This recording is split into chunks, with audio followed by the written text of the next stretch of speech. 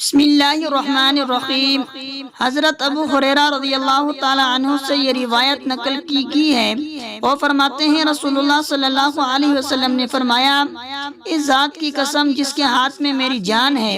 میں نے ارادہ کر لیا تھا کہ لکڑیوں کے جمع کرنے کا حکم دوں، پھر نماز کے لیے کہوں اس کے لیے اذان دی جائے، پھر کسی شخص سے کہوں کہ وہ امامت کرے، اور میں ان لوگوں کی طرف جاؤں جو نماز با جماعت میں حاضر نہیں ہوتے، پھر انہیں ان کے گھروں سمیت جلا دوں۔ اس ذات کی قسم جس کے ہاتھ میں میری جان ہے، اگر یہ جماعت میں نہ شریک ہونے والے لوگ اتنی بات جان لیں کہ انہیں مسجد میں ایک اچھے قسم کی گوشت والی ہڈی مل جائے گی یا دو عمدہ کھر ہی مل جائیں گے، تو یہ عشاء کی جماعت کے لیے مسجد میں ضرور حاضر ہو جائیں۔ حضرت عبداللہ بن عمر رضی اللہ تعالی عنہ سے یہ روایت نقل کی گئی ہے، وہ فرماتے ہیں رسول اللہ صلی اللہ علیہ وسلم نے فرمایا،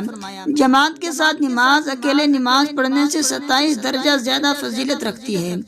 حضرت ابو سعید خدری رضی اللہ تعالی عنہ سے یہ روایت نقل کی گئی ہے، وہ فرماتے ہیں نبی کریم صلی اللہ علیہ وسلم نے فرمایا،